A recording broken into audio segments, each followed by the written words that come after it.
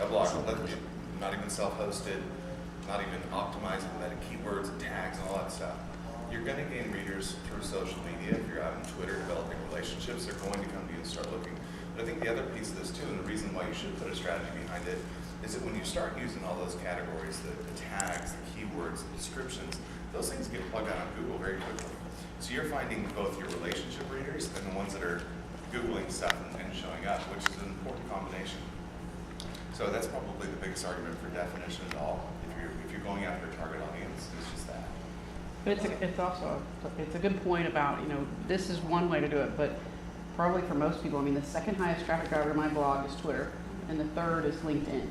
Right. So it's people who are getting the whole Jennifer elsewhere, and then they're interested in what I put out there, which much of it is content. But then they come to my blog, and again, I want to write content that are sticky. So I'm here today because I'm not smart enough yet to know SEO and all that other stuff. I just want to write it, and then I'll figure that out later. But what I found is my audience has come from the social media presence. So Yeah. And I think, and I'll kind of step in here too, because I run a SEO optimized site, so 35% of my traffic comes from search, and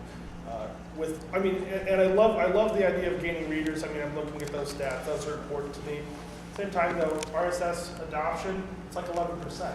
So most of your people, if they're going to come to your site, they're going to be looking for something specific that's going to fulfill their needs that they're interested in. One of the most popular search terms that gets driven to my site, I wrote a post about what is your greatest weakness, answering that question. It's a stupid question, but besides that point, it drives a ton of traffic based on that SEO term. It comes down that way. Well, most of those people are going to come, they're going to read it, and they're going to take off.